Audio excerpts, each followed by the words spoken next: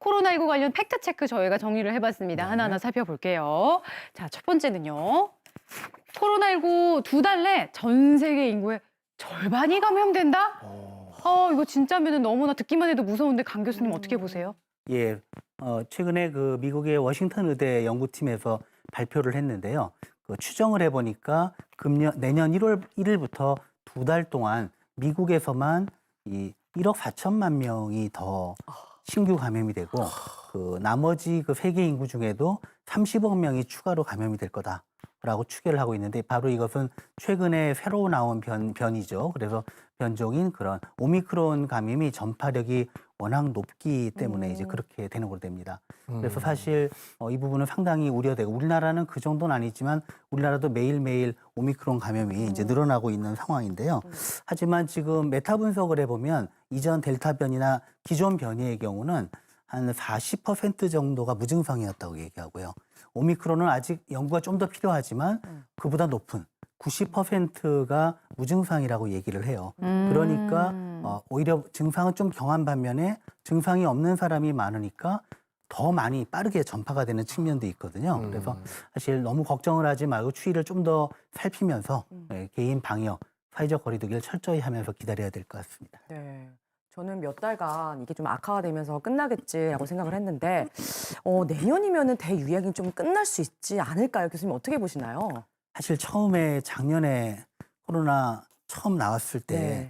뭐 몇 개월 내에 끝난다부터 길어야 1년이라고 얘기를 많이 맞아요. 했었는데 네. 벌써 2년이 넘어가고 있고 뭐 비관론자들은 뭐 5년 이상 갈 거다라는 얘기도 나오고 있습니다. 안 되죠. 근데 사실 많은 전문가들이 추계하기로는 코로나19가 완전히 종식되지는 않더라도 네. 우리가 감내할 수 있는 마치 기존에 있던 독감이나 네네. 여러 전염병이 매년 유행하지만 우리가 관리를 하는 것처럼 아마 내년 후반, 빠른 후반부터는 우리가 같이 할 수 있는, 관리할 수 있는 그런 감염병이 되지 않을까 추측을 하고 있거든요.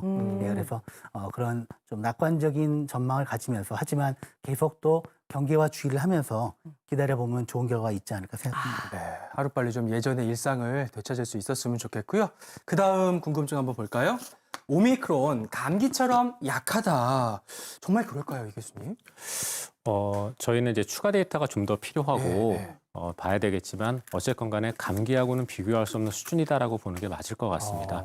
저희가 이제 이 오미크론 변이가 최초로 보고됐던 남아프리카 공화국의 이제 데이터를 보시면은 오미크론 변이의 경우 위중증 환자의 비율이 굉장히 적다. 그다음에 이제 조금 전에 강 교수님께서 말씀을 주셨지만 무증상 환자의 비율이 많다라는 보고를 해서 오미크론 변이가 기존의 델타 변이에 비해서는 좀 약하다는 보고가 최초로 나왔었습니다. 그리고 실제 데이터를 분석을 해봐도 남아프리카 공화국의 데이터를 보면 위중증으로 가는 사람의 비율이 70% 정도 적은 걸로 얘기를 하고 있거든요. 그리고 그 이후에 나왔던 영국의 대규모 데이터에서도 오미크론 변이에 감염된 경우는 병원에 입원할 확률이 대략 한 40에서 75% 정도 적은 걸로 그렇게 보고를 했기 때문에 기존의 델타 변이에 비해서 조금 약해진 것 같기는 합니다. 네네. 하지만 현재도 오미크론 변이에 의해서 사망하는 분들이 전 세계 곳곳에서 보고되고 있기 때문에 감기하고 비교할 수준은 아니고 더더욱 오미크론 변이는 델타 변이에 비해서 감염력이 2배 이상 높기 때문에 병원에 입원할 확률이 절반이라 하더라도 2배 이상 감염되면 결국 입원하는 사람의 숫자는 똑같거든요. 그렇죠. 그래서 그런 측면에서 본다면은 큰 피해가 있을 수도 있기 때문에 주의가 필요한 편이라고 볼 수 있습니다.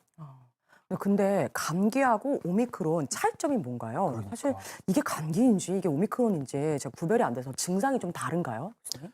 코로나19가 나오면서 이제 워낙 이게 전 세계에 팬데믹을 일으키다 보니까 새로운 감염병이라고 많이들 생각을 하시는데요.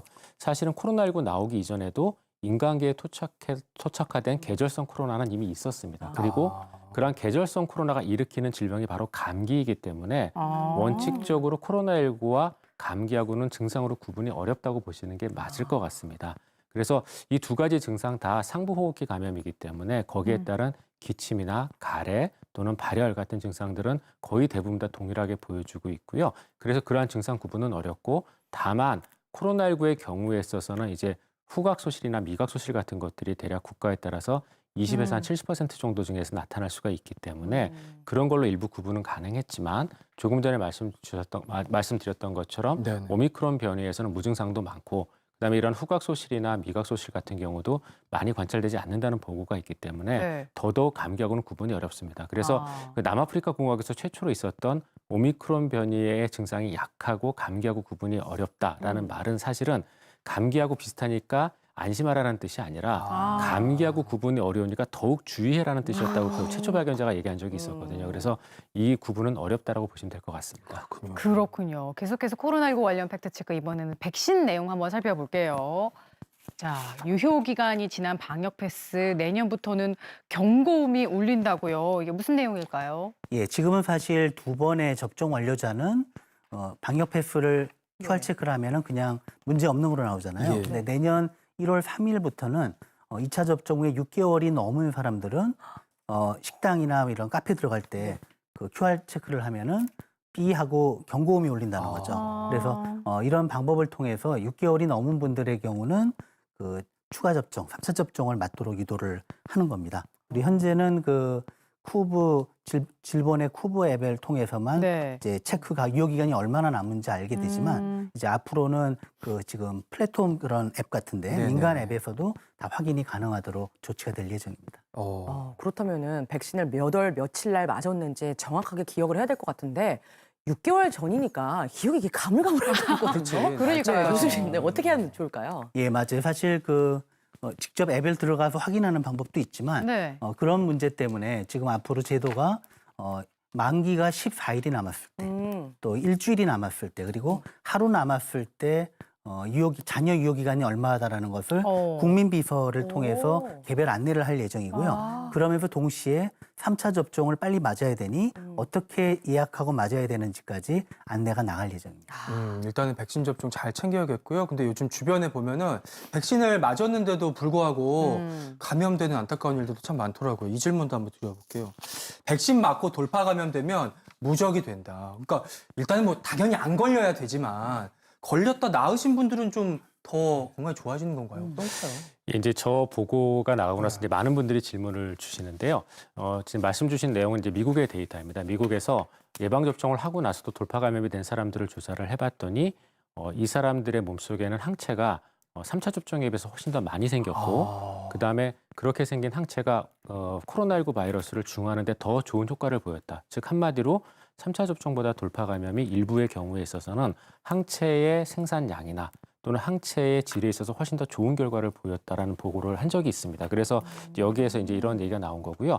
그리고 거기에 그 보고에 따르면은 이런 항체를 중화하는 능력은 거의 한 1000% 정도 높았었다고 그렇게 얘기를 하고 있습니다. 그래서 이런 보도가 나왔는데 여기서 한 가지 주의하실 것은 이게 변형에 따라 조금 다릅니다.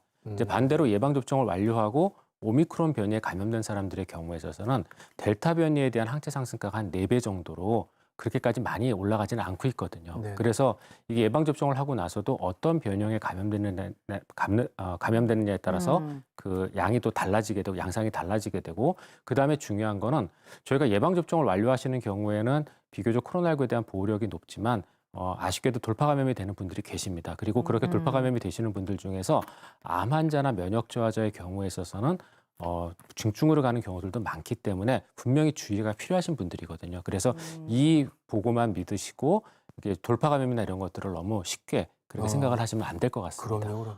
네, 무적이 그런 의미였군요. 근데 제가 아시는 분 중에 코로나 걸렸던 분인데 네. 자신이 항체가 생겼는지 검사를 하러 간다고 하더라고요. 실제 그런 검사가 있나요, 교수님? 예, 있습니다. 코로나19 항체 검사가 있는데요. 네. 근데 이제 말씀하셨던 것처럼 코로나19에 감염됐던 분들도 그 항체 검사를 일부 하고 싶어 하시고, 네. 그다음에 이제 본인이 예방 접종을 완료하신 분들이 본인의 몸에 이제 항체가 잘 생겼는지를 보기 위해서도 그 검사를 하고 싶어 하시거든요.